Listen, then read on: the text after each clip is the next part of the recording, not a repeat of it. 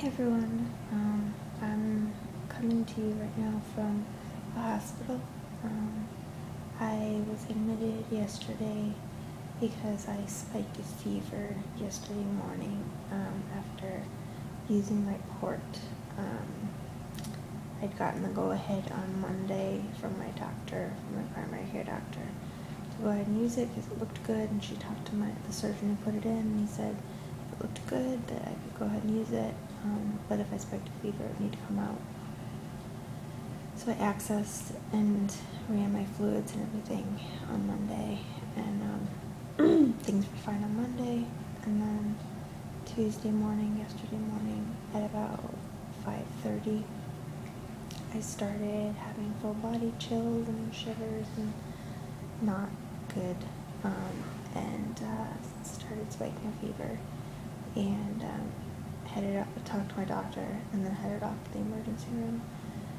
I'm at a different hospital than where I went last week, just mainly because I learned that the hospital I went to last week, there are some doctors there that are not particularly Lyme friendly, and I happened to luck out with who I had, so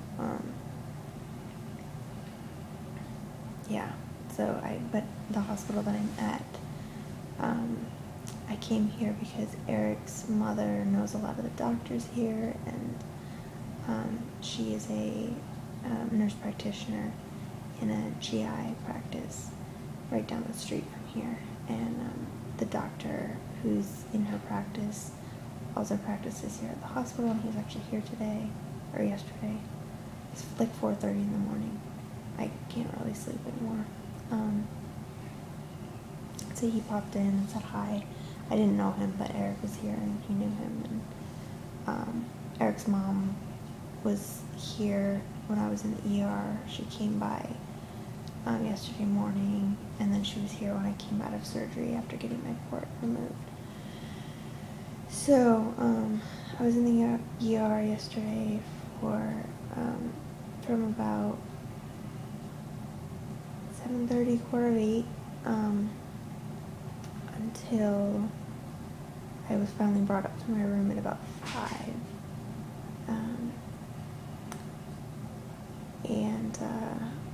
And then I was immediately taken down to surgery for the port removal. I was given a dose of antibiotics in the ER. I was given another dose last night. Unfortunately, I'm allergic to vancomycin, which is the antibiotic they would normally give for infections like this. So I'm getting an antibiotic called Zyvox, Zyvox, that no one has ever heard of. So I'm still spiking fevers, even with the port out, and even on antibiotics. So that's, to me, is slightly worrisome.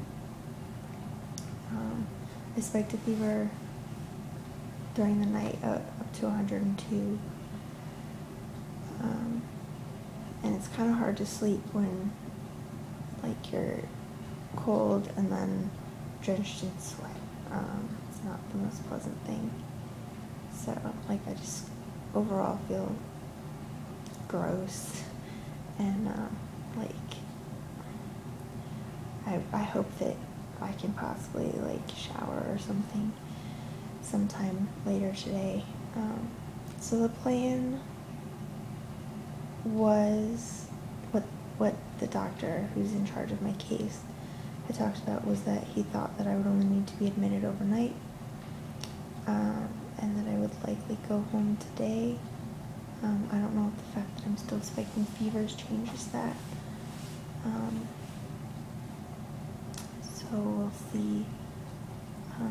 It's a little bit complicated that I now don't have IV access. I have a peripheral in right now, and they've been running fluids constantly at a relatively slow rate, but I'm getting about 2 liters over 20 hours now. It's at 100 milliliters an hour.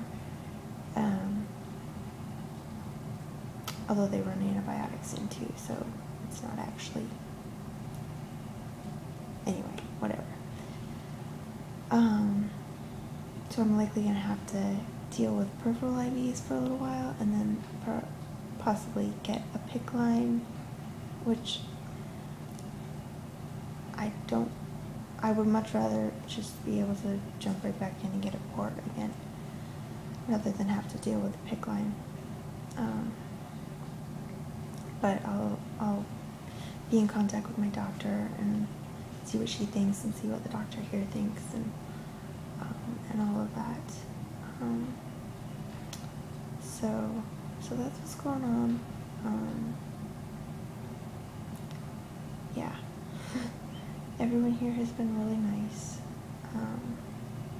And all the nurses have been great. The doctors, for the most part, have been great.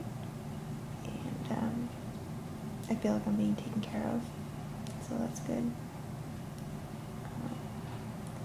I'm just exhausted and don't feel like I can really sleep well. And so I'm just like,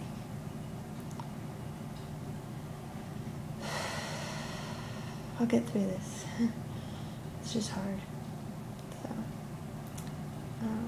but at least the port's out, so hopefully the infection will clear up now. So that's pretty much it. I'll update again when I have more information, or when I go home, whichever comes first, I guess. And hope you're all doing well, and I will talk to you soon.